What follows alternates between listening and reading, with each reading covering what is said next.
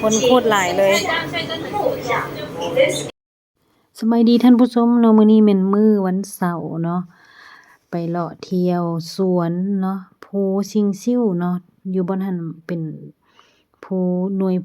หนึ่งก็ว่าได้เนาะใหญ่แฮงเนาะกำลังพาท่านผู้ชมจะไปเที่ยวตอนนี้เราก็เดินทางเนาะขี่รถไฟใต้ดินไปเนาะมานั่งสายที่1เนาะแล้วเราจะไปเปลี่ยนสายที่3เนาะนั่งรถไฟใต้ดินไปประหยัดเงินดีท่านผู้ชมเอิ้นแท็กซี่ไปมันแพงเนาะนี่มื้อนั้นมื้อนี้แม่นมื้อวันเสาร์เนาะคนไปลิ้นบักหลายรถไฟแน่นเลยเต็มเลยแน่นทุกตู้แน่นทุกตู้เลยไปละนี่มาแล้วคนเต็มเลยรถมาแล้วเตรียมไป let's go ตอนนี้เนาะออกมาจากสายที่3แล้วเนาะเปลี่ยนสายเนาะท่านผู้ชมอันนี้มันออกจากสาย3ไปต่อบัดนี้ประตูออกเนาะออกทางนี้เนาะคนหลายแฮงคันใดเรือนเต็มเลยพุ่นน่ะโหความเลิกเนาะขึ้นไปถึงพุ่นน่ะกำลังออกไปถึงเนาะไปซิงซิ่วซานไปเที่ยวสวนดอกไม้วันนี้พาท่านผู้ชมไปเที่ยวเด้อ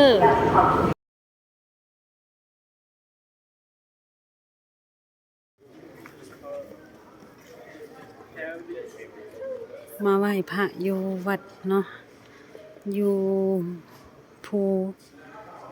ซิงซิ่วเนาะหรือว่าซิงซิ่วซานนั่นแหละมาไหว้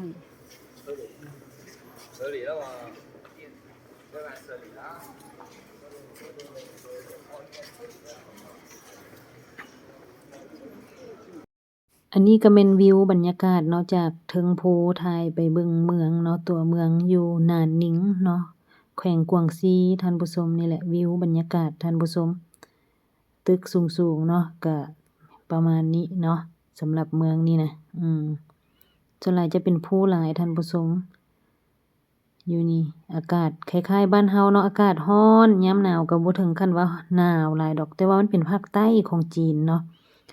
ยามหนาวมาสิเป็นซุ่มเนาะมีน้ำซึมเพิ่นตอนนี้เนาะก็ได้นั่งรถแล้วท่านผู้ชมนั่งรถเนาะกำลังสิกลับแล้วมันค่ำแล้วเนาะ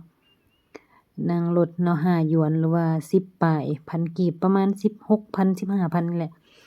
บ่นั่งรถกลับบ่ได้เนาะ6:30นเนาะรถปิดแล้วเฮาสิบ่มีรถกลับเฮาสิได้ย่างไกลเด้เนาะมันใหญ่มันกว้างหลายย่างก็บ่ไหวบ่ร้อนท่านผู้ชมเอ้ย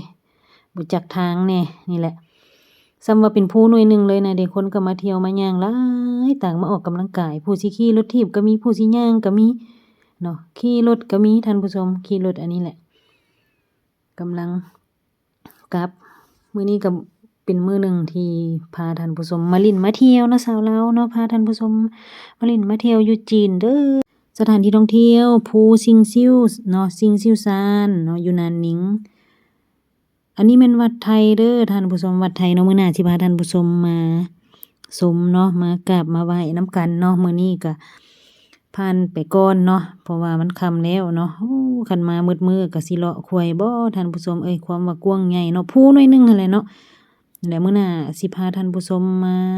กราบมาไหว้เนาะวัดไทยอยู่ภูซิงซิ่วนี่แหละท่านผู้ชมขอบใจทุกท่านที่มาเบิ่งมาชมเด้อคันมักก็อย่าลืมกดไลค์ Subscribe ให้แน่แชร์ให้ได้เด้อเนาะนี่แหละบรรยากาศดีท่านผู้ชมนี่นะสวยงามเนาะมาพักผ่อนเนาะมื้อวันเสาร์วันอาทิตย์มาได้เลยเนาะบ่แม่นมื้อวันเสาร์วันอาทิตย์ก็มาได้เนาะแต่ว่ามื้อพักคนจะหลายแน่นี่แหละบรรยากาศดีสมบรรยากาศธรรมชาติภูเนาะต้นไม้ใบหญ้าเนาะยังมีอีกบ่อนนึงที่ว่าเป็นสวนดอกไม้อีกงามท่านผู้ชมเอ้ย